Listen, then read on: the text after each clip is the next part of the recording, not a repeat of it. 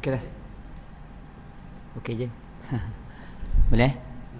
A'udzubillahi minasyaitonirrajim. Bismillahirrahmanirrahim. Assalamualaikum warahmatullahi taala wabarakatuh. Apa khabar tuan-tuan dan puan-puan sekalian? Alhamdulillah, summa alhamdulillah. Mudah-mudahan semua berada dalam kesihatan yang baik. Amin. Amin ya rabbal alamin insyaallah. Alhamdulillahi rabbil alamin, nahmaduhu wa nasta'inuhu wa nastaghfiruh wa na'udzu billahi min shururi anfusina wa min sayyiati a'malina. May yahdihillahu fala mudilla lahu wa may yudlil fala hadiya lahu. Asyhadu an la ilaha illallah wahdahu la syarika lahu wa asyhadu anna Muhammadan 'abduhu wa rasuluh.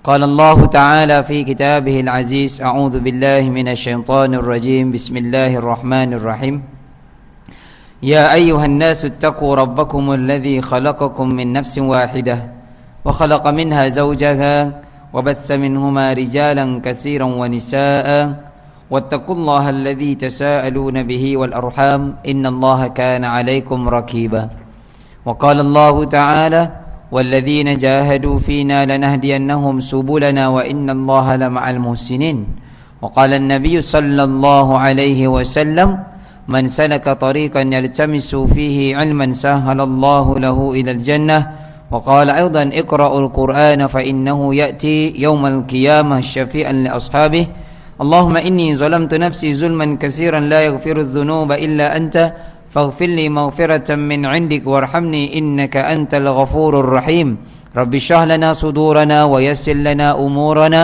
واحلل عقدة من ألسنتنا يفقه أقوالنا فأما بعد. Alhamdulillah summa alhamdulillah, setinggi-tinggi kesyukuran kita panjatkan kepada Allah Azza wa Jalla Al-Qawiyyul Aziz Wal Matin Rabbul Alamin, Tuhan yang maha kuat lagi maha perkasa lagi maha gagah yang mentadbir semesta alam.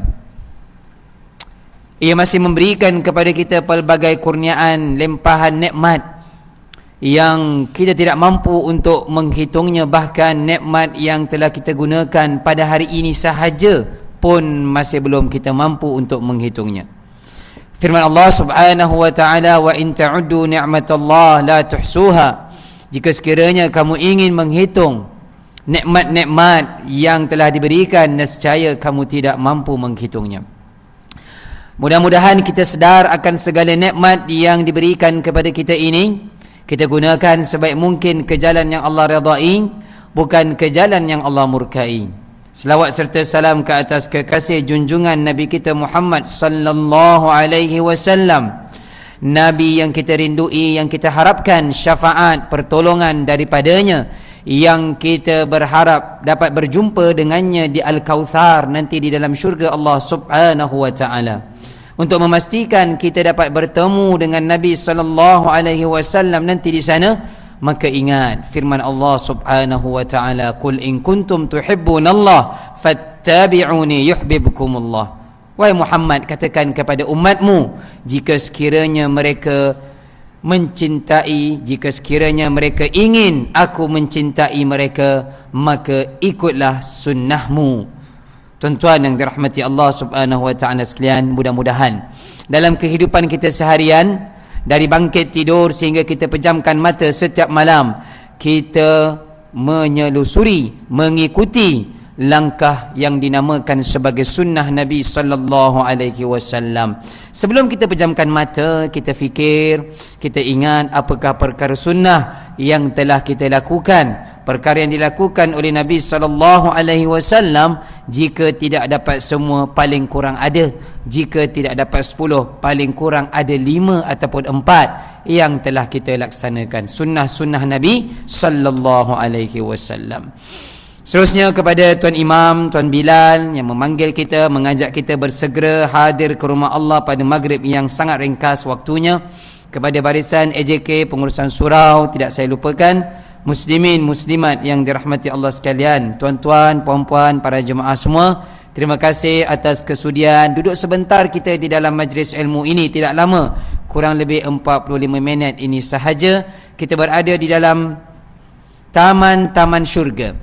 Baginda Nabi sallallahu alaihi wasallam menjamin, menceritakan kepada para sahabat mereka yang berada di dalam taman-taman syurga majlis ilmu ini, para malaikat akan mendoakan keampunan, para malaikat akan mendoakan ketenangan, para malaikat akan mendoakan kerahmatan. Yang mendoakan kita ini, kita yang berada di dalam majlis ilmu ini, yang mendoakan kita ini adalah malaikat, tuan-tuan, yang tidak pernah melakukan dosa. La ya'sunallah, mereka tidak pernah melakukan sebarang maksiat kepada Allah Azza wa Jal. Yang mendoakan ini bukanlah kawan-kawan kita. Yang mendoakan ini adalah para malaikat. Rasa syukur kepada Allah. Allah gerakkan hati kita duduk sebentar di dalam majlis ilmu yang seperti ini, sangat ringkas. Tuan-tuan yang dirahmati Allah, pada waktu yang ringkas ini sedikit saya ingin sambung pertemuan kita dalam tazkirah Jumaat marin. Ni kan hari Senin baru ni kan. Semalam Ahad, marin Sabtu, kemudian Jumaat. Lepas kemarin apa disebut? Saya pun tak tahu. Tak ada tak ada. Jumaat yang baru ini Dalam perkongsian 20 minit tazkirah Jumaat yang lepas, baru-baru ini telah saya bawakan tajuk yang sangat simple dan sangat ringkas, iaitu doa dan istighfar. Malam yang ringkas ini saya sambungkan sedikit tajuk doa itu, tuan-tuan. Ya, pada Jumaat yang lepas telah saya sebutkan doa ini dia ada waktu yang mustajabnya. Doa ini ada tempat yang ada mustajabnya. Ya, yang waktu itu semua ini telah Allah sebutkan dalam Al-Quran dan dalam hadis. Tempat yang mustajab pun telah Allah sebutkan di dalam Al-Quran. Jika masih ingat tempatnya di mana saya sebutkan, tuan, yang paling depan sebelah saya solat kan. Tuan Haji. Sorry? Mihrab. Kalau di rumah kita boleh buat tak? Kita boleh buat, ya. Itulah yang diajarkan oleh Nabi Zakaria alaihi salam ketika dia berada ataupun ingin pergi menghantar keperluan kepada Maryam yang dia jaganya itu. Maka ketika berada di bersebelahan ataupun berhampiran di tempat mihrab, tempat beribadahnya Maryam, hunalika da'a Zakaria rabbah, di sana, di situ, di tempat mihrab Maryam, dia terus berdoa kepada Allah Azza wa Jal. Apa doa Nabi Zakaria ini, tuan-tuan? Untuk dapat anak. Jadi Jumaat yang lepas telah saya kongsikan doa ini ada waktu yang mustajab, doa ini ada tempat yang mustajab. Maka di rumah kita pastikan ada ruang kita berqiyamul lail dengan pasangan kita, dengan ahli keluarga kita. Jangan ubah tempat tersebut. Ada ruang di situ, tempat yang mustajab. Pada malam ini ingin saya membawa beberapa ayat di dalam surah Al-Qasas yang menceritakan tentang doa-doa Nabi Allah Musa alaihi salam, ya. Surah Al-Qasas ini merupakan, ini paling dekat ni dengan saya ni kan. Alhamdulillah, terima kasih. Dia yang paling dekat, lagi cepat faham kan. Baik. Yang penting dengar semua kan, clear. Baik. Sebab saya rasa mic malam ni agak kurang mantap banding Jumaat hari tu. Jumaat hari tu lagi sedap. Kan? Okeylah, harap semua dengar Baik. Dalam surah Al-Qasas ini, inilah satu-satunya surah yang menceritakan dengan begitu detail, secara detail tentang kisah Nabi Allah Musa alaihi salam, bermula daripada dia bayi sampai dia berhadapan dengan Fir'aun, sampai dia berkahwin dengan anak Nabi Shu'aib alaihi salam. Makna kata hampir keseluruhan ya, 90% lebih kehidupan Nabi Allah Musa alaihi salam Allah ceritakan dalam surah Al-Qasas. Nama pun Al-Qasas, cerita-cerita. Cerita tentang siapa dia? Ni, seorang Nabi yang memimpin Bani Israel. Ni keturunan yang dok kita nampak ni, yang dok menzalimi, membunuh begitu kejam, membunuh saudara Islam kita di Gaza ini. Keturunan tu pernah dipimpin oleh Nabi Allah Musa alaihi salam ini. Jika tuan-tuan saya tanya, berapa ramai, jika saya tanya kepada tuan-tuan, berapa ramai Nabi Allah Musa memimpin Bani Israel ini nak bawa masuk ke dalam Al-Aqsa, kawasan Palestin itu? 70,000 orang. Ya, pada zaman Nabi Allah Musa itu dibawa lari. Bani Israel ini diselamatkan oleh Nabi Musa ni, menyeberangi lautan merah yang terbelah seramai 70,000 orang. Tapi itulah perangai mereka ni, tuan-tuan. Degil nak sampai ke hari kita hari ni. Bukti degil baru 3-4 hari ni apa dia? Kata dah sepakat gencatan senjata kan, dia bantai juga, peduli apa dia. Orang-orang Islam nak solat di Al-Aqsa tu dalam 3-4 hari ni, bermula Jumaat, Sabtu, Ahad, Isnin ni, tak dibenarkan juga. Ada juga ada punya tentera dia. Perangai dia ni dulu, kini dan selamanya. Tu kan slogan orang Melayu kita. Bukan orang sini, orang lain.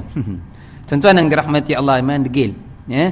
Mari datanglah gencatan senjata macam mana sekalipun, tak payah tuan-tuan. Sejak zaman Nabi yang dulu-dulu yang memimpin Bani Israel, gitulah perangai mereka. Tetap apa dia? Allah sebutkan dalam surah Al-Isra pada ayat yang keempat, wala ta'lunna 'uluwan kabira, dalam diri mereka ada apa dia? Sombong diri dan terlalu angkuh, walaupun jumlah mereka tidak ramai. Ya.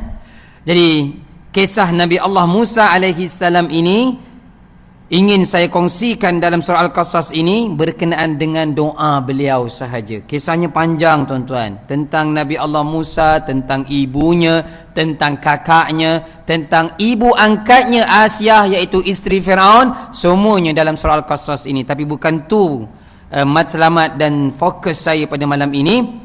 Fokus saya pada malam ini adalah doa-doa Nabi Musa di dalam Al-Quran, yang saya kira di kebanyakan tempat saya pergi agak tidak famous di kalangan orang Melayu kita.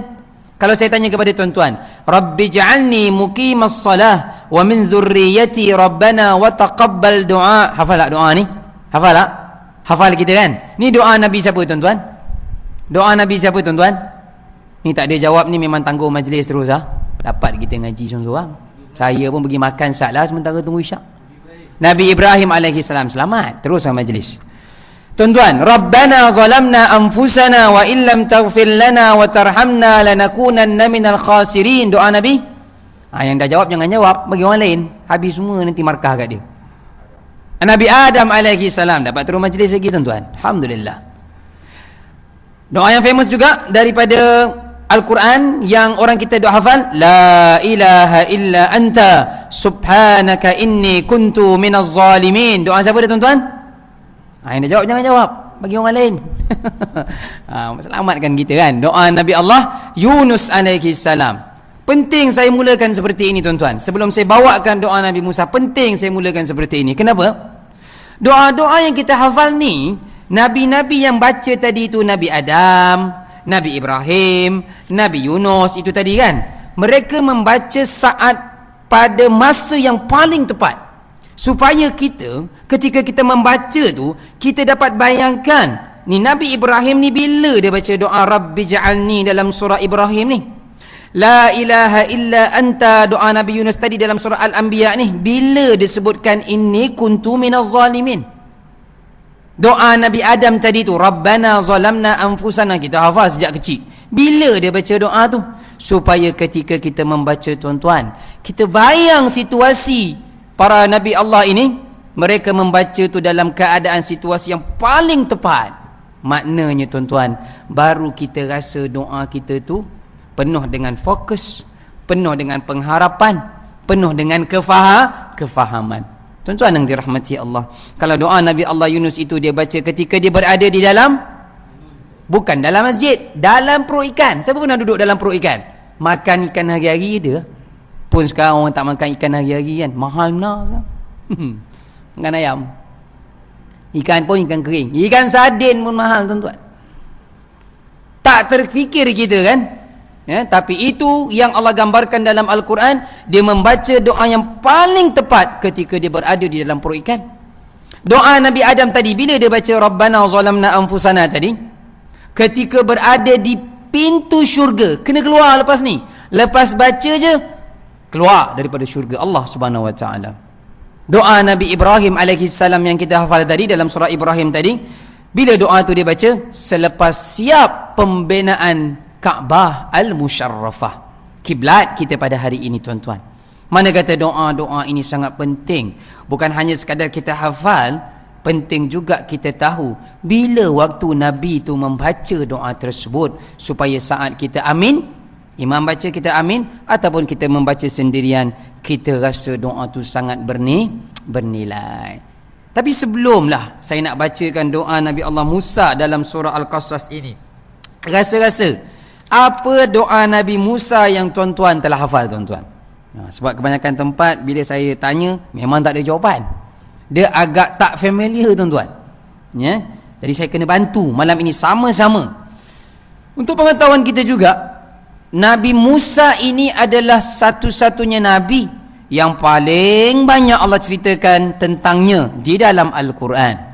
Sehingga kan ulama tafsir mereka memberitahu hampir-hampir yang namanya Al-Quran ini, yang namanya At-Tanzil, Al-Furqan, Al-Kitab ini hampir-hampir nak dinamakan kitab yang kita baca setiap hari ini tuan-tuan, hampir-hampir nak dinamakan kitab Musa.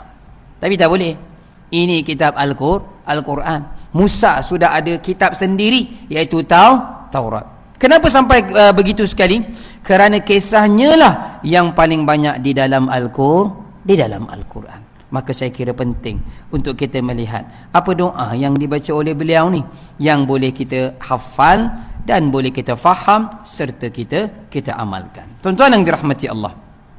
Jadi doa Nabi Allah Musa ini di dalam surah Al-Qasas, dia berada di dalam muka surat 387. Dia bermula daripada ayat 16. Jadi sebelum saya bacakan doa Nabi Allah Musa dalam ayat 16 ini, bayangkan dulu situasi dia tuan-tuan. Bila dia baca doa ini, kita tahu kan, kisah dia bagi satu tumbukan maut kan. Gedobi, pam, mati terus kawan tu. Siapa orang yang mati tu? Iaitu daripada keturunan Fir'aun Kipti kan. Bukan salah Nabi Allah Musa asalnya, cumanya dia tidak selidik terlebih awal. Bila datang dua orang pemuda ni, ya, bergaduh, dia nampak bergaduh dekat bandar, Nabi Allah Musa terus pergi. Yang kawan seorang ni daripada kalangan Bani Israel minta tolong Nabi Musa, boleh tolong aku tak? Yelah geng kita kan. Tak fikir panjang, terus bagi, meninggal terus kawan tu tuan-tuan. Maka setelah berlaku kejadian tersebut, meninggal kawan itu tadi, maka dia baca doa ini tuan-tuan. Jadi doa ni perhatikan, nanti balik jika tak sempat hafal dalam pertemuan kita malam ini, saya harap tuan-tuan kalau sempat malam ini lagi bagus, kalau tak sempat insya-Allah besok bolehlah membelek ya doa ini. Mungkin pada malam ini 4 ataupun 5 doa Nabi Allah Musa, 2 muka surat ini sempat saya kongsikan, harapnya insya-Allah. Baik. Bayangkan kejadian itu tadi, selepas dia tidak sengaja ya, memberikan tumbukan itu tadi, mati kawan itu tadi, maka dia berdoa seperti yang Allah gambarkan dalam ayat 16 surah Al-Qasas ini. Bismillahirrahmanirrahim. Qala rabbi inni zalamtu nafsi faghfirli faghfaralah innahu huwal ghafurur rahim. Rasa-rasa kita hafal tak doa ni? Ada yang dah hafal kan? Ya. Inni zalamtu nafsi faghfirli faghfaralah innahu huwal ghafurur rahim. Apa maknanya? Wahai Tuhanku, sesungguhnya aku telah menzalimi diriku sendiri, maka ampunilah aku. Maka dia Allah mengampuninya. Sesungguhnya Allah dialah yang maha pengampun lagi maha penyayang. Tuan-tuan rasa pelik tak doa ni? Kalau saya berada di tempat tuan-tuan, saya rasa pelik doa ni. Sekarang dia minta maaf apa dia tuan-tuan kepada Allah? Apa kes tadi? Jenayah. Orang kita kata hari ni jenayah lah kan, bunuh orang tu, bukan merompak. Kalau rompak mungkin boleh ganti, ni mana boleh ganti balik nyawa orang? Jenayah yang berat ataupun satu kes yang berat, bunuh orang. Yang peliknya maksud saya adalah lepas bunuh orang minta maaf Allah ampunkan. Mudah benar rasa kan? Rasa mudah tak? Rasa macam simple. Dalam ayat yang sama Allah kata pada faghfaralah, kami ampunkan Musa. Tuan-tuan yang dirahmati Allah Subhanahu wa taala sekalian, di dalam ayat ini Allah ajar kepada kita syarat yang paling utama Allah ampunkan kita adalah mengakui kesilapan diri kita sendiri. Ini pun sama tadi kan, doa yang kita baca, doa Nabi Yunus tadi kan, ketika dia lari daripada kaum dia, pergi tepi pantai, pergi tepi laut, naik kapal tu kan. Allah kata apa dia dalam ayat tu surah Al-Anbiya, wa dhannuni idh dhahaba mughadiban fa dhanna an lan naqdira alaih fanada fi zulumat. Janganlah Dhunnun, gelaran Nabi Yunus nama lain dia Dhunnun, janganlah Dhunnun itu menyangka Kami tidak akan menyulitkannya dalam keadaan dia marah, lari daripada kaumnya dalam keadaan marah. Kami akan sulitkan dia. Apa kesulitan yang Allah berikan kepada Nabi Allah Yunus alaihi salam? Kalah dalam undian, kena terjun daripada kapal malam hari pula. Kemudian sebaik terjun, kena makan pula oleh ikan yang besar. Masa tu baru dia minta maaf. La ilaha illa anta subhanaka inni, ni point dia. Kuntu minaz zalimin. Sama tak dalam ayat ni tadi? Doa Nabi Allah Musa ini tadi, inni zalamtu nafsi. Ni Nabi Allah Musa ni tadi lepas bagi tumbukan tadi ni. Kalau Nabi Yunus tadi, kuntu minaz zalimin. Kalau Nabi Adam tadi, yang sebelum nak keluar daripada pintu syurga, bagaimana doanya? Rabbana zalamna. Tu ada kalimah apa dia? Kami salah, kami sendiri yang menzalimi diri kami. Maka tuan-tuan yang dirahmati Allah, doa para Nabi ini mereka ajarkan kepada kita. Dalam kita berdoa, jangan lupa yang paling utama sebelum banyak permintaan kita ni, jangan lupa mesti kita dahulukan, wahai Tuhan kami, wahai Tuhanku, akulah yang menzalimi diriku sendiri. Contoh apa contoh yang boleh saya bawakan untuk kita mengakui kesilapan kita? Yang masih ada anak-anak, yang masih ada cucu kan, mungkin anak-anak dan cucu keluarga kita mereka buat kesilapan. Jangan salahkan orang lain. Apa contohnya yang salahkan orang lain ni? Salahkan cikgu kan, salahkan pihak sekolah. Saya suka sebut sebab isteri saya cikgu. Bila ada kes, salahkan cikgu ya? Kita sepatutnya sebagai ibu dan ayah, sebagai tok wan nek wan, kita dulu kena tanya, apa kesilapan kita yang menyebabkan anak dan cucu kita jadi macam ni? Ini maknanya kita akui kesilapan itu datang daripada diri kita terlebih dahulu.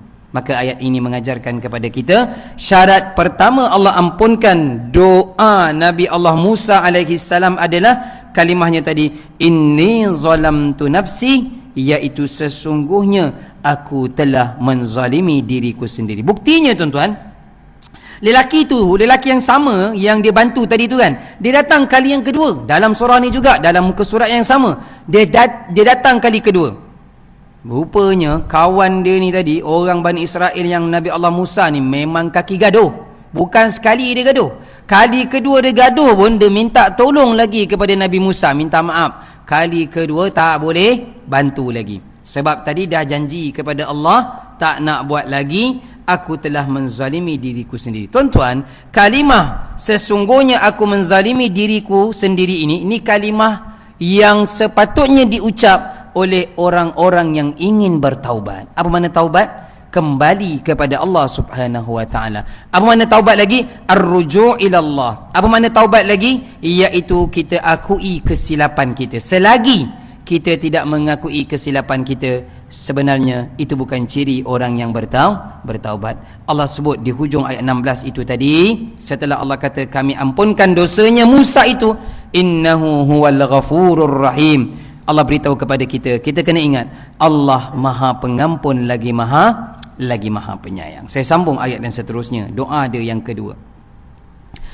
Ayat 17. Qala rabbi bima an'amta alayya falan akuna zahiran lil mujrimin. Dia Musa berkata lagi, wahai Tuhanku, demi nikmat yang telah engkau anugerahkan kepadaku, maka aku tidak akan menjadi penolong bagi orang-orang yang berdosa. Apa makna doa ini tuan-tuan? Apa makna ucapan Nabi Musa ini tuan-tuan? Saya ulang sekali lagi Cuba tangkap. Ini tadabbur tau. Bila kita baca Al-Quran, kita lihat terjemahan, cuba usaha tangkap apa yang Allah nak sampaikan. Saya ulang sekali lagi. Ayat 17. Ya Tuhanku, demi nikmat yang telah engkau anugerahkan kepadaku, maka aku tidak akan menjadi penolong bagi orang-orang yang berdosa. Apa makna Nabi Musa punya perkataan ini tuan-tuan? Nikmat apa yang Allah berikan kepada Nabi Musa ni yang kita faham tadi? Kes tadi tu apa dia? Dia ada kekuatan, ni tubuh badan yang kuat. Semua orang takut. Kalau zaman Nabi SAW kita tahu Sayyidina Umar Al-Khattab, itu kelebihan yang Allah berikan. Maka sekarang ayat 17 ini mengajarkan kepada kita, sebentar kita berfikir, apa kelebihan yang Allah berikan kepada kita? Yang kelebihan itu jangan sekali-kali. Ayat ini mengajarkan kepada kita, yang kelebihan Allah berikan kepada kita ini, jangan sekali-kali bantu orang yang mujrim. Ayat mujrim ni biasa kita dengar. Yang sini solat pagi Jumaat baca surat Sajadah. Baca surat Sajadah? Imam baca surat Sajadah subuh pagi Jumaat. Ha? Ubudiah? Baca kan? Kita mesti dengar ayat tu kan? Walau tara, ayat 12. Walau tara idzil mujrimun. Mujrim ni apa dia? Iaitu orang yang berdosa. Orang yang berdosa. Ya. Jadi Nabi Musa beritahu kepada kita, ya Allah, ya Tuhanku, dengan kekuatan nikmat. Dia tak sebut kekuatan dalam ayat ni, dia sebut nikmat. Nikmat yang kau berikan kepadaku, kita faham nikmat yang Allah berikan kepada Nabi Musa, dia bukan ada harta pun. Dia ada kekuatan je. Dia janji kepada Allah, nikmat kekuatan itu, dia janji selepas ini dia takkan bantu lagi orang-orang yang berdosa. Maka hari ini kita fikir, ini penting doa ni, nampak macam simple kan? Ya, kita harap daripada Allah Subhanahu Wa Taala kelebihan yang Allah berikan kepada kita apa saja. Tuan-tuan, saya yakin masing-masing ada kelebihan masing-masing. Yang kalau kita pergi hospital pun, hospital pakar KPJ dekat dengan tuan-tuan ni 20 ni kan, section 20 ni kan, bukan satu doktor tu dia pakar dalam semua sakit, tak ada. Yang satu bilik tu dia pakar tu saja. Doktor pakar yang lain bilik yang kedua dia pakar tu saja. Kita sakit ni mana boleh pergi bilik yang pertama, kena cari doktor yang pakar. Makna kata apa dia? Masing-masing ada kepakaran masing-masing. Kita kena doa ayat yang 17 seperti ini mengajarkan kepada kita nikmat apa yang Allah berikan kepada kita. Kita jangan sekali-kali bantu orang yang mujrim. Siapa orang yang mujrim ini tadi? Orang yang berdosa.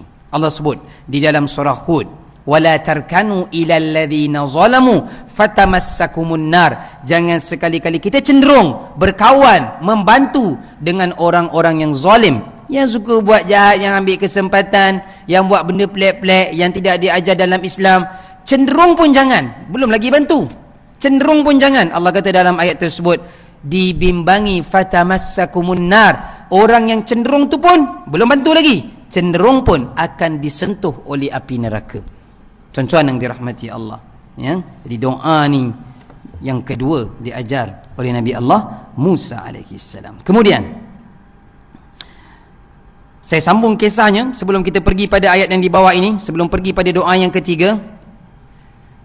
Bila mana sampai berita, tersebar sampai berita sampai kepada pihak Fir'aun di istana bahawa anak angkatnya yang bernama Musa dari kecil dibela oleh isterinya Asia tu, dibesarkan Musa ini dalam istana, anak angkat itulah yang membunuh orang Kipti daripada keturunannya. Fir'aun marah, ya, maka diarahkan tentera-tenteranya pergi kejar. Ini sebelum masuk doa yang ketiga. Kejar Musa, kita tangkap dia balik, ya. Orang kata apa dia? Kacang lupakan kulit, tak kenang budi, lama membesar di dalam istana. Maka ayat 20 saya bacakan terus terjemahannya. Seorang lelaki datang bergegas daripada hujung kota seraya berkata kepada Nabi Musa, kepada Musa, wahai Musa, sesungguhnya para pembesar negeri sedang bermusyawarat tentang engkau. Orang istana dah sedang mesyuarat, meeting tentang engkau untuk membunuh engkau. Maka keluarlah dari kota ini, sesungguhnya aku termasuk di kalangan orang-orang yang memberi nasihat kepadamu. Tuan-tuan, ada dua pendapat. Siapakah lelaki yang memberitahu, yang menyampaikan berita kepada Nabi Musa ini? Ada pendapat yang pertama mengatakan, sebab bukan biasa-biasa orang yang datang ni, ayat 20 ni. Sebab dia kata apa tadi? Dalam mesyuarat pembesar. Makna kata apa dia? Dia berada di dalam istana tu. Makna kata dia berada, dia dapat tahu mesyuarat yang penting ni. Bukan mesyuarat tepi kedai kopi, bukan. Mesyuarat penting. Jadi dalam istana Fir'aun ada dua orang yang memeluk agama yang dibawa oleh Nabi Musa. Yang pertama siapa dia? Isteri Fir'aun sendiri. Fir'aun pun tak tahu. Isteri dia itu telah mengikut ajaran anak angkatnya. Yang kedua siapa dia? Pendapat mengatakan lelaki inilah orang kedua yang memeluk agama yang dibawa oleh Musa di dalam istana. Dalam keadaan Fir'aun tidak mengetahui. Kerana di awal surah Al-Qasas ini 2 kali Allah sebut wahum la yash'urun. Pertamanya ketika Musa yang masih bayi itu dihanyutkan sampai ke belakang istana Fir'aun itu, disambut oleh Asyah, minta bela, wahum la yash'urun. Yang kedua, ketika kakak Nabi Musa memberikan cadangan kepada Fir'aun, ada seorang wanita hujung kampung yang boleh menyusukan bayi yang sedang menangis tak henti ni. Itu pun Allah sebut wahum la yash'urun. Mereka tak tahu, mereka tidak menyangka inilah bayi yang satu hari nanti akan membawa agama dalam istana Fir'aun, dan bayi inilah juga satu hari nanti akan menjatuhkan sampai membunuh Fir'aun ayah angkatnya itu. Baik, jadi nampak gambaran tadi kan. Bila mana lelaki itu beritahu kepada Musa, lari meeting penting tadi dalam istana, pembesar-pembesar mereka bersepakat, setuju, dapat tangkap engkau, memang kena bunuh. Maka doa yang seterusnya ayat 21, fakharaja minha khaifan yataraqqab.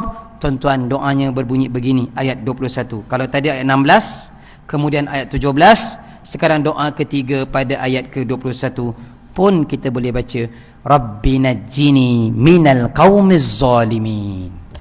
Apa maknanya? Bila berita itu dah sampai kepada dia, dia berdoa, wahai Tuhanku, selamatkanlah aku daripada orang-orang yang zalim itu. Simple dia doa dia kan. Tuan-tuan boleh ikut tak saya sama-sama? Boleh tak ikut saya sama-sama? Sebab simple sangat ni doanya ni. Kalau tadi ayat 16 dan ayat 17 agak sedikit panjang, ayat 21 ni ketika dia nak selamatkan diri daripada orang zalim, dia doa begitu ringkas dan sangat mudah kalimahnya. Boleh ikut saya tuan-tuan? Boleh Lepas ni boleh hafal. Rabbi najjini minal qaumiz zalimin.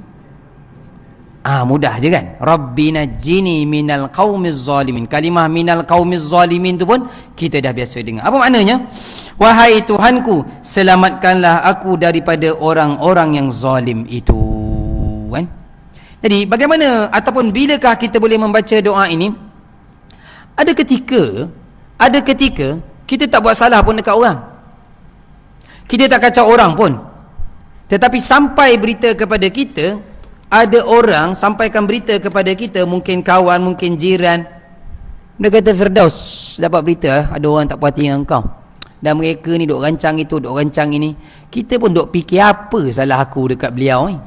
Apa salah saya? Akhirnya doa yang seperti ini boleh kita baca. Satu keadaan. Keadaan yang kedua, tuan-tuan yang dirahmati Allah, memang sekarang pun kita maklum kezaliman yang sangat besar sedang berlaku terhadap saudara Islam kita di Gaza. Boleh tak kita baca doa yang seperti ini? Boleh juga. Agar Allah Subhanahu wa ta'ala menyelamatkan saudara Islam kita di sana daripada tangan-tangan ataupun pemikiran orang-orang yang zalim ini. Tuan-tuan yang dirahmati Allah, yang namanya Israel itu asalnya baik. Allah sebutkan dalam ayat 8 surah Al-Isra, asalnya baik. Israel adalah gelaran kepada Nabi Allah Yaqub alaihi salam. Nabi Yaqub ada ketika orang jumpanya panggilnya Yaqub, ada ketika orang panggilnya Israel. Apa makna Israel? Hamba Allah. Tapi bila sampai ke zaman kita pada hari ini, kalimah Israel itu membawa makna yang negatif. Kita tak panggil budak yang duk rosakkan pintu pagar, duk rosakkan barang-barang masjid ni, kita tak panggil dia Israel. Kalau kita panggil kat dia perangai macam Israel, dia membawa makna yang negatif, kan? Merosakkan barang. Sedangkan asalnya kalimah Israel itu baik. Maka tuan-tuan yang dirahmati Allah, kenapa dia jadi membawa makna yang tak baik? Kerana Israel pada hari ini dia membawa satu pemikiran yang namanya Zionis, satu gerakan yang begitu zalim.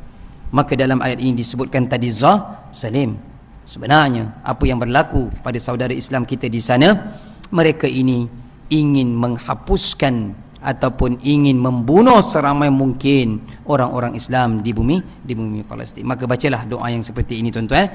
Itu keadaan yang kedua. Mana kata keadaan yang pertama dan kedua ni, ada yang makna keadaan pertama dan kedua ni kita tahu ada orang nak buat zalim kat kita, ataupun ada orang nak buat zalim terhadap saudara Islam kita. Jelas keadaan pertama dan kedua ni. Keadaan yang ketiga ni, pula pada doa ini adalah kita tak tahu ada orang nak buat zalim kepada kita, boleh tak baca doa yang seperti ini? Boleh, tak ada masalah. Ya, ada orang nak buat tak baik dekat negara kita, ada orang duk dengki mungkin dalam kejiranan kita, ya, mungkin ada, tidak menjadi masalah untuk kita membaca doa yang seperti ini. Rabbi najjini minal qaumiz zalimin. Itu doa yang ketiga. Tuan-tuan yang dirahmati Allah, apabila dia doa yang seperti itu, maka dia mula bergerak meninggalkan Mesir, ya, menuju ke Madian. Yang kalau kita tengok pada hari ini, Madian ini dia berada dalam negara Palestin, dan itulah tempat asalnya lahirnya Bani Israel ini. Jadi siapa yang bermula membawa Bani Israel ini? Iaitu daripada Nabi Yaqub alaihi salam. Nabi Yaqub dia dapat anak namanya Ibrahim, ya. Ibrahim dapat anak namanya Nabi Ibrahim dapat anak Ismail dan Ishak. Ishak dan Ismail adalah anak daripada Nabi Ibrahim. Daripada Ishak dapatnya Yaqub, daripada Yaqub dapat Nabi Yusuf, yang asal mereka Yaqub dan Yusuf ini daripada Palestin. Daripada situlah Nabi Yusuf dibawa oleh pedagang, orang yang musafir, kita tahu kisahnya, diambil daripada perigi kan, dibawa ke bumi Mesir. Siapa yang membawa semula Bani Israel pulang ke Palestin? Iaitu Nabi Allah Musa alaihi salam, tempat asal mereka ini. Maka ketika Nabi Allah Musa alaihi salam masuk ke dalam bumi Palestin, sebelum dia bergerak itulah, sebab tadi dia nak lari tadi kan, maka doa yang dibaca pada ayat yang seterusnya, pada ayat yang ke-22, ini adalah doa yang keempat. Suka saya katakan doa ini dia adalah seperti Waze. Bahasa moden kita seperti Google Maps ataupun Waze. Apa maknanya? Nabi Allah Musa ketika nak lari daripada dikejar oleh pihak istana Fir'aun, dia tak tahu ke mana dia nak pergi. Dalam Al-Quran ada dua doa sebelum kita nak memulakan perjalanan, ataupun saya tambah tiga. Yang pertamanya seperti kita duk baca doa menaiki kenderaan. Subhanalladzi sakhkhara lana haza wa ma kunna lahu mukrinin. Tu kita hafal. Wa inna ila rabbina lamunqalibun. Yang kedua, kalau tadi menaiki kenderaan sampai destinasi, alhamdulillah. Yang kedua, kita kena tahu perjalanan yang jauh lebih panjang. Perjalanan kita selagi kita hidup di atas dunia ni, doanya yang seperti dibaca oleh pemuda Al-Kahfi. Hafal doanya? Rabbana atina min ladunka rahmatan wa hayyi' lana min amrina rasyada. Ini doa pemuda Al-Kahfi ini bukan doa perjalanan nak mulakan start kenderaan, bukan. Ini adalah doa perjalanan sepanjang perjalanan kehidupan kita. Itu dalam surah Al-Kahfi. Yang ketiga, doa perjalanan yang boleh kita baca seperti Nabi Musa baca ni tadi. Apabila dia dah berdoa Rabbi najjini minal qaumiz zalimin, nak mulakan langkah ni, tak tahu ke mana nak pergi ni, tak tahu nak bawa diri ke mana, dia baca pada ayat yang ke-22, walamma tawajjahatil qa'a Madian. Tu dia nak pergi ke Madian, ya. Ketika dia nak melangkah ke sana, cumanya tak tahu tempat yang tepat tu nak ke mana. Dia kata qala asa rabbi an yahdiyani sawa'as sabil. Jadi doanya mudah. Asa rabbi an yahdiyani sawa'as sabil. Dan ketika dia menuju ke arah negeri Madian, arah sahaja, tempat yang tepat tak tahu. Shah Alam pun besar, banyak seksyennya. Seksyen berapa yang tepat tak tahu. Maka dia berdoa asa rabbi an yahdiyani sawa'as sabil. Mudah-mudahan Tuhanku memimpin aku ke jalan yang benar. Tuan-tuan yang dirahmati Allah, boleh tak kita baca doa yang seperti ini? Boleh. Ketika kadang-kadang ada satu situasi kita bukan tak tahu jalan tu, biasa kita guna jalan tu, tetapi mungkin kita emergency, kita nak cepat, ada urusan nak cepat, tak jadi masalah nak doa yang seperti ini. Apa makna saya? Ada ketika perjalanan yang tempat kita nak tuju tu boleh jadi dia ada 2 ataupun 3 laluan. Maka ketika kita berdoa yang seperti ini, lagi-lagi orang yang yalah macam umur tuan-tuan 60-an kan, kadang-kadang saya jalan dengan ayah saya, dia tak bagi buka Waze. Sebab ya, kalau kita bawa ada ayah sebelah ni kan, dia kata tak payah Waze, ayah tahu jalan. Kadang-kadang jalan yang ditunjuk tu pula yang jam. Jadi gaduh kita tuan-tuan. Jadi doa yang seperti ini boleh menggerakkan hati kita ke mana jalan yang terbaik untuk kita sampai dalam keadaan mungkin kita nak cepat. Asa rabbi an yahdiyani sawa'as sabil. Dan doa ini pun boleh kita samakan, gambarkan seperti doa pemuda Al-Kahfi ini tadi. Sawa'as sabil, iaitu jalan yang terbaik yang Allah tunjukkan kepada kita dalam perjalanan kehidupan kita. Ini doa yang keempat, iaitu pada ayat yang ke-22. Ayat ke-24. Kalau tadi ayat 22 doanya yang kelima. Doa ni pun hebat tuan-tuan Dan saya kira dalam kesemua doa Nabi Allah Musa ini, daripada ayat 16, ayat 17, ayat 21, ayat 22 tadi, ayat ke-24, ini doanya yang paling hebat dan saya kira sangat sesuai kita baca setiap hari. Fasaqalahuma thumma tawalla ila zilli faqala rabbi inni lima anzalta ilayya min khairin fakir. Maka Musa memberi minum ternakan kedua-dua perempuan itu, kemudian dia kembali ke tempat yang teduh lalu berdoa, wahai Tuhanku, sesungguhnya aku sangat memerlukan sesuatu kebaikan, yakni makanan yang engkau turunkan kepadaku. Silakan azan dulu, nanti kita pergi apa yang boleh kita faham daripada ayat 24 ini.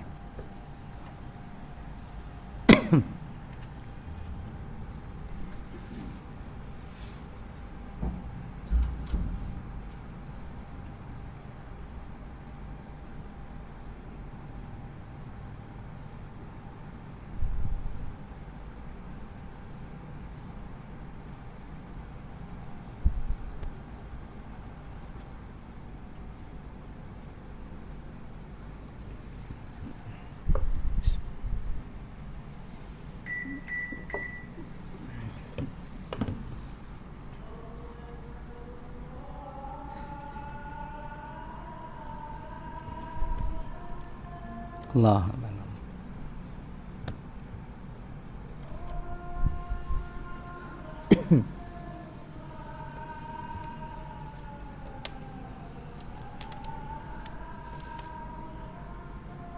Allah Akbar.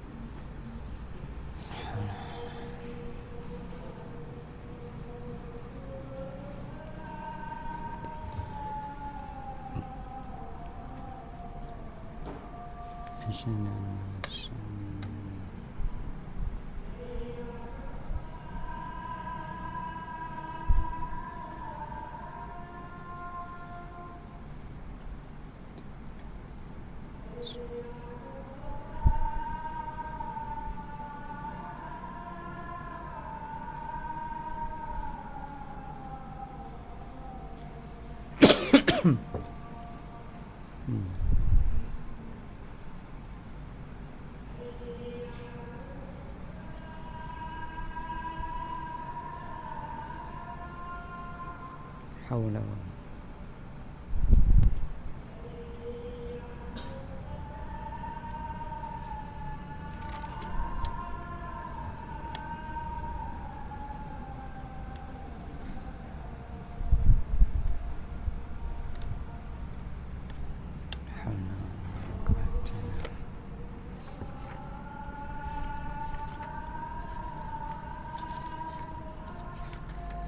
Allahu Akbar, Allahu Akbar.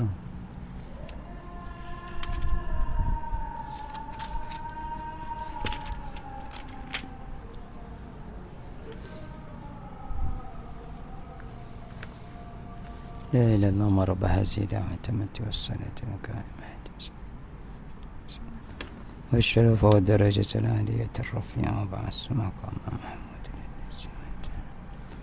الحمد لله والصلاة والسلام على رسول الله وعلى آله وصحبه ومن والاه. Kita sambung sedikit lagi tuan-tuan, sementara kita tunggu kawan-kawan rakan-rakan yang lain. Baik, doa yang terakhir, itu doa yang kelima yang terakhir baca oleh Nabi Musa alaihi salam kepada kita. Dia baca di bawah pokok. Ya. Saya ulang semulalah terjemahan ayat 24 ini. Maka Musa memberi minum ternakan kedua-dua perempuan itu.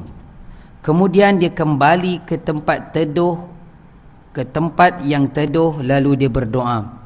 Tafsiran ayat ini, tempat teduh itu adalah di bawah pokok.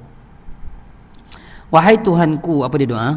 Sesungguhnya aku sangat memerlukan sesuatu kebaikan, yakni makanan yang engkau turunkan kepadaku. Tiba-tiba dalam ayat 24 ni keadaan dia dah sampai di Madian. Tiba-tiba dalam ayat ini cerita tentang dua wanita. Saya ringkaskan ceritanya, mungkin ada yang dah tahu cerita ni.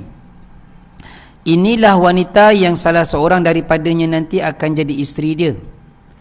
Inilah dua wanita anak kepada Nabi Syuaib alaihi salam.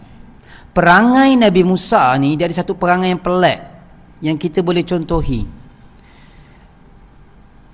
Kemana sahaja dia pergi, dia kenal ke tak kenal ke orang tu, orang tu buat selek je, bagi dia benda ni tak betul, bagi dia benda ni Allah tak redha, dia akan tegur tuan-tuan. Saya ulang sekali lagi ya. Nabi Musa ni dari satu perangai pelik. Kemana dia pergi, dia nampak benda tu ada orang buat, Allah tak redha benda tu. Dia bukan macam kita, nak tegur ni kang, kan, tak kenal, nak tegur kang, aku kena balik. No, ni bukan perangai dia. Dia pakai tegur. Apa jadi kemudian? Belakang cerita. Makna kata apa dia?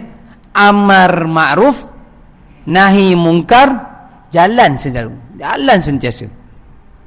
Jadi kes ni tadi apa dia? Bila dia sampai dekat Madian ni tadi, wis yang dia minta doa daripada Allah tu tadi, yang asa rabbi an yahdiyani sawa'as sabil, ayat 22 tadi, Allah sampaikan dia tempat yang pertama di Madian tu. Allah takdirkan dia melihat satu kejadian, dua orang perempuan dibuli, bukan pukul, dibuli. Ternakan dua orang perempuan ini tak ada peluang untuk boleh minum satu sumber air, sedangkan sepatutnya mereka dua orang perempuan ni terlebih dahulu minum ternakan mereka ni dulu, sebab dah beratur. Jadi Nabi Musa ni dia tengok dari jauh, ini tak boleh, tak sepatutnya berlaku. Budak perempuan ni dengan ternakannya terlebih dahulu beratur. Kenapa ada lelaki-lelaki yang lewat ni mari datang potong queue tanpa dia tanya apa khabar lelaki, siapa nama perempuan ni, semua tak ada soalan tu semua. Terus dia capai ternakan wanita ni tadi, terus dia bawa kambing-kambing tu tadi pergi minum terlebih dahulu. Terkejut lelaki-lelaki yang lain ni. Selesai beri minum semua ternakan tu, dia pulangkan balik, baru masuk ayat 24 ni tadi. Dia pergi duduk di bawah pohon. Ini pengajaran yang boleh kita ambil. Terus dia berdoa kepada Allah. Kalau tadi ayat 16 ada kalimah apa dia? Inni zalamtu nafsi. Saya dah tekankan tadi kan, dalam doa-doa para nabi ni tadi ada kalimah apa dia? Aku yang melakukan kezaliman. Kami akui kezaliman tu datang, kesalahan tu daripada kami. Sekarang ayat 24 ini, dia mengaku fakir. Ini yang penting dalam doa kita. Ya. Sebab ada di kalangan kita berdoa dalam keadaan tak letak dirinya itu benar-benar fakir. Apa maksud fakir ini? Sangat memerlukan. Ya. Bila kita rasa doa kita tak ada sampai ke level fakir, maka kita akan doa dalam keadaan biasa-biasa saja. Yang paling ditakuti kita doa dalam keadaan kabul lah, tak kabul lah. Maksudnya boleh jadi, tak jadi sudah. Tuan-tuan, Kalau kita doa dalam keadaan betul-betul mengharap, dia mesti berserta dengan faham, maka itulah yang disebutkan. Kalau tadi saya dah tanya kan, dalam surah As-Sajdah tadi kan, imam baca pagi Jumaat, walau tara idzil mujrimuna nakisun, kemudian di tengah ayat tu 15 dan 16, yad'u tatajafa junubuhum 'anil madaji yad'una rabbahum. Syarat sebelum Allah terima doa kita, mesti ada khauf dan watama'an. Doa dalam keadaan takut, doa dalam keadaan penuh berharap. Watama'an, tamak tu, kita pun guna perkataan tamak, penuh berharap. Dalam ayat 24 surah Al-Qasas ini, Nabi Musa ajar kepada kita, akui bahawa kita ini adalah fakir. Pengajaran yang pertama. Pengajaran yang kedua, dia berdoa di bawah pohon ini setelah dia baru selesai tolong orang. Jadi apa yang boleh kita faham? Tadi ni saya nampak dekat skrin ni tadi kan, ketika kita bersedekah, apa dia tulis? Malaikat apa dia? Mendoakan kita. Jadi sebenarnya bukan dalam sedekah je. Apa saja kebaikan kita buat atas dunia ni, apa saja kebaikan, orang nak melintas, kita bagi dia jalan, bantu orang, macam-macam lah. Kemas tandas ni, bersihkan tandas selepas guna, macam-macam. Apa saja kebaikan yang kita guna ni bukan ungkit Jangan kata Nabi Musa macam ungkit je ni, lepas tolong orang minta kepada Allah, bukan ungkit. Ini yang Al-Quran ajar. Antara waktu yang mustajab kita boleh berdoa adalah setelah selesai, baru je selesai buat benda baik, terus berdoa. Tuan-tuan, masing-masing ada hajat yang besar dalam hati masing-masing. Jadi jangan tangguh untuk berdoa waktu yang mustajab. Sebab itu Islam mengajarkan kepada kita, kenapa ayat ini sampai kepada kita, maknanya Al-Quran dan Islam nak beritahu kepada kita, buat banyak kebaikan supaya doa kita banyak Allah kabulkan. Itu maknanya. Jadi ketika dia betul-betul sehelai pinggang datang daripada jauh, ya, betul-betul perlukan makanan, bahkan diterjemahkan ataupun ditafsirkan terus dalam ayat ini, nikmat ataupun apa yang dia nak harapkan daripada Allah ini adalah makanan. Lapar benar lah tu. Lima anzalta ilayya min khairin fakir, maknanya di situ dia inginkan makanan. Jadi ketika situasi ini dia perlukan makanan. Kita pula kembali pada diri kita, ketika kita buat apa saja kebaikan, segera berfikir, apa yang sekarang saya sedang berharap ingin Allah kabulkan. Terus saja berdoa, sama ada angkat tangan ataupun tidak menjadi masalah. Maka ketika itu jugalah waktu yang antaranya mustajab. Dia minta makanan, tetapi takdir Allah bukan Allah berikan makanan kepada dia. Allah berikan apa dia? Isteri, iaitu tukang masak. Iaitu perempuan yang 2 orang tadi dia bantu tu, salah seorang tu dia kahwin, bukan hanya dapat makanan, dapat tukang masak pula.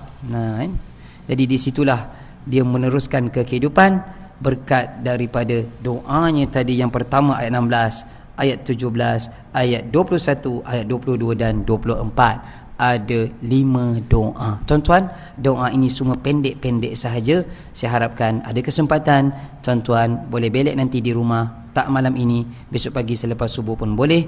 Yang terakhir ingin saya ingatkan, seperti saya ingatkan pada Jumaat yang lepas, jangan lupa untuk terus berdoa terhadap saudara Islam kita di bumi Gaza. Mereka benar-benar memerlukan doa daripada kita. Ingat, ad-doa silahul mu'min. Doa itu merupakan senjata bagi orang-orang yang beriman.